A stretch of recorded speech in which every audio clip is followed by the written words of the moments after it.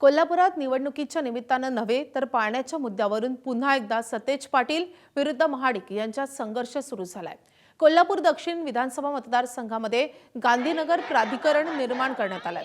मात्र यामध्ये निकृष्ट कामासाठी विलंब झाला असल्यानं पाणी पुरवठा सुरळीत होत नाहीये आणि त्यामुळेच 13 गावातील महिला आणि पुरुष प्राधिकरण कार्यालयावर घागर मोर्चा काढतायत। या मोर्चात महिलांची संख्या लक्षणीय आहे। मोर्चामध्ये सहभागी झालेल्या महिलांसोबत संवाद साधलेला आहे आमचे प्रतिनिधी विजय केसरकर यांनी।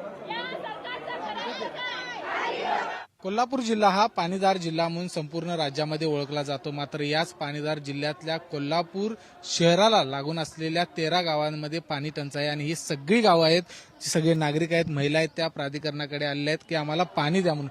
तुम्ही हे घागर घेऊन का आलेला आहे या प्राधिकरणाच्या ऑफिसमध्ये? आमच्या इथं पाणी व्यवस्थित येत नाही म्हणून आलोय ना आम्ही। थोडीच कामं सोडून आम्ही आलोय। आज सकाळी लेडीज इथं 10 वाजता येऊन बसल्यात। कशासाठी बसल्यात? पाणी नाही म्हणून बसल्यात ना।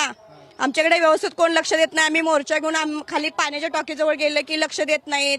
आम्ही थांबतोय उन्हात आणत, सगळ्या लेडीज कामं सोडून जॉबला जातात लेडीज एमआयडीसी मध्ये। व्यवस्थित पाणी मिळत नसल्यामुळे कार्यक्रम असला तर पाणी आमच्या इथं टायमिंगवर नसतंय, टँकर मागवायचं असतंय। परत इथं 500 रुपये लाईट पाणी बिल आम्हाला द्यावं लागते।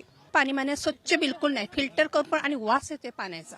आणि पाण्यात पावडर टाकली तर 2-2 दिवस पिऊ वाटत नाही। बाहेरनं विकत पाणी आणायला लागते प्यासाठी। आता आमची अशी मागणी आहे की आम्हाला स्वच्छ पाणी पाहिजे आणि पाणी नेहमीप्रमाणे पाणी पाहिजे आम्हाला भरपूर। स्वच्छ पाणी पाहिजे। झालं नाही तर मग आम्ही असंच मोर्चा आणणार आणि आम्ही पुढे आम्हाला काहीतरी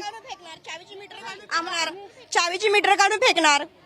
हो, तर आपण बघितलं की हे सगळे मंडळी आहेत ते आलेले आहेत आणि इकडे जर आपण बघितलं तर महिला या घागरी घेऊन या प्राधिकरणाच्या कार्यालयासमोर आलेल्या आपल्याला पाहायला मिळतात। म्हणजे इतका मोठा संताप आहे तो या महिलांच्या मध्ये आपल्याला पाहायला मिळतो की या सगळ्या महिला आहेत त्या घागरी घेऊन या प्राधिकरणाच्या कार्यालयामध्ये आलेल्या आहेत आणि त्यांची मागणी आहे की जर आमच्या या मागण्या मान्य झाल्या नाहीत तर याच्यापेक्षा तीव्र आंदोलन करू। जे पाण्याचे मीटर्स आहेत ते आम्ही काढून फेकू।